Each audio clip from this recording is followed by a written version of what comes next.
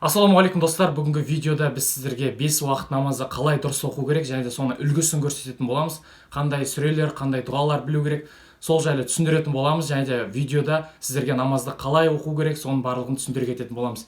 Ендеше бізге қандай сүрелер керек және де қандай дұғалар керек? Бірінші Фатиха сүресін мен қосымша бір сүрені білсе, ол әт-тахият дұғасын жаттаса, сонымен намазды бастай беруге болады. Қосымша тағы да Аллахума салли мен Аллахума барик жаттау керек. Бірақ намаз бастап кетуге екі сүре жеткілікті болады. Және үш сүре қасына тағы да Кәусар жаттауға болады, өйткені Кәусар сүресі 3 аяттан тұрады.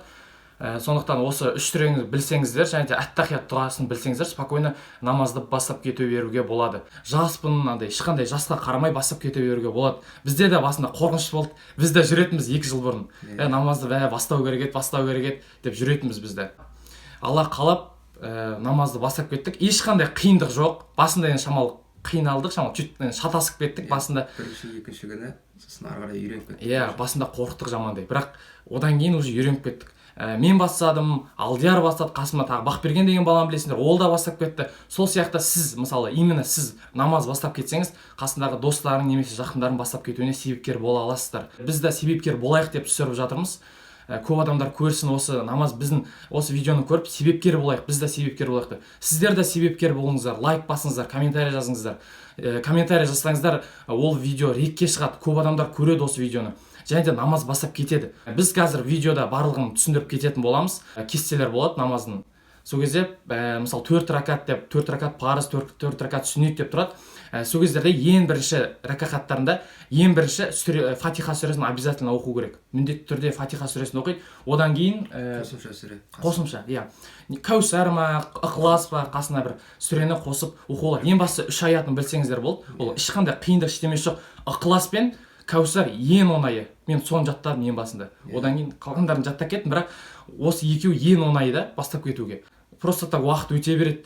Ал намаз ол парыз ол ойнайтын нәрсе емес, оқимын, оқымайын деген нәрсе жоқ ол жақта. Ол парыз да уже мойында тұрған нәрсе. Обязательно оқу керек. Қандай жағдай болмасын. Ең бастысы дәрет болса болды.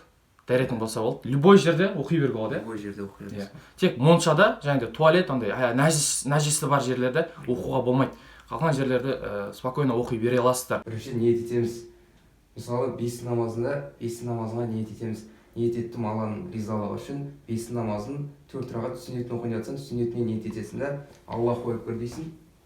Сосын Субханак Аллахума дұғасын айтасың. Одан кейін Ағузу биллахимен бастап Фатиха сүресін оқимыз. Сосын қасына қосымша тағы бір сүрені оқимыз. Сосын Аллаху акбар дейміз да 3 рет или 5 рет Субхана роббил азим, Субхана роббил азим, Субхана роббил азим. Сами Аллаху лиман хамида, Раббана ва лакил хамд дейміз да, Аллаху акбар дейміз. Сәждеге орамыз. Субхана роббил аъла, Субхана роббил аъла, Субхана роббил аъла деп 3 рет айтамыз. Сосын тағы да бір рет сәждеге орамыз. Сосын жаңағы сөздерді қайтып айтамыз. Субхана роббил аъла, Субхана роббил аъла, Субхана роббил аъла. Сосын Аллаху акбар деп тұрамыз. Сосын қайтып уже Ағузу емес, Бисмиллахпен Фатиха сүресін оқимыз. Сосын тағы қосымша сүре. Сосын Аллаху акбар дейміз да.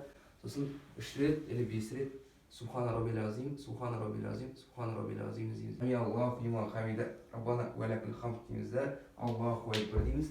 Субхана роббил аъла, Субхана роббил аъла, Субхана роббил аъла, Аллаху акбар дейміз. Сосын қайтып сәждеге орамыз.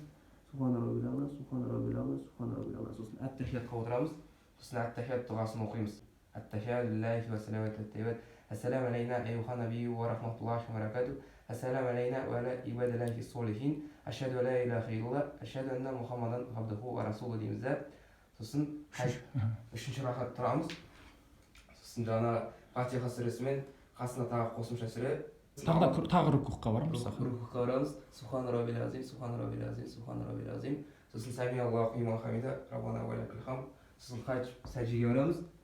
Субхана роббил аъла, Субхана роббил аъла, Субхана роббил аъла, Аллаху акбар дейміз. Сосын қайтып сәждеге барамыз. Субхана роббил аъла, Субхана роббил аъла, Аллаху акбар деп тұрамыз. Сосын жаңағыдай Фатиха сүресімен сосын тағы қосымша сүрені айтамыз. Сосын қайтып рукуға барамыз. Субхана роббил аъла, Субхана роббил аъла, Субхана роббил аъла, Сами Аллаху лиман хамида, Раббана ва лакил хамд дейміз да. Қайтып сәждеге барамыз. Субхана роббил аъла, Субхана роббил аъла, Субхана роббил аъла, Аллаху акбар дейміз. Сосын қайтып сәждеге барамыз. Субхана роббил аъла, Субхана роббил аъла, Субхана роббил аъла, Аллаху акбар дейміз. Сосын жаңағы әт-тахият дұғасын қайтып оқимыз. التحيات لله وصلوات الطيبات السلام علينا أيها النبي ورحمة الله وبركاته السلام علينا وعلى عباد الله الصالحين أشهد أن لا إله إلا الله أشهد أن محمدا عبده ورسوله дейміз де. Сосын Аллахума сали дұғасын оқимыз. Аллахума сали аля Мухаммадин ва аля али Мухаммад кама салайта аля Ибрахим ва аля али Ибрахим иннака хамидун мәжид. Сосын Аллахума бәрик дұғасын айтамыз. Аллахума бәрик аля Мухаммадин ва аля али Мухаммад кама баракта аля Ибрахим ва аля али Ибрахим иннака хамидун мәжид дейміз де. Раббана атина дұғасын айтамыз. Раббана атина фи дуния хасанатан ва фил ахирати хасанатан ва қина азабаннар. Екі жаққа сәлем береміз. Ассаламу алейкум рахматулла. Ассаламу алейкум рахматулла.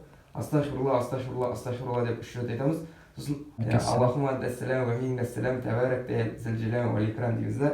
Сөйтіп намазымыз 4 ракатымыз осылай аяқталады. Ал егер де 2 ракат намаз болса, екінші ракатта тура осылай аяқтап жібересіздер. Міне 4-ті қалай аяқтадыңыз? Дәл солай екінші ол енді кестеге байланысты. Кейде 3 ракат болуы мүмкін, кейде 4 ракат болуы мүмкін. Және де намаз оқып жатқан кезде біз көзімізді қай жерге қарап тұрамыз мысалы? Көз қай жерде тұрады? Көзіміз жай намаздың алдында ортасында тұрады ғой. Ешқайыққа қарамаймыз. Именно жай намазға қарап тұрамыз, ешқайыққа мән бермейміз ол.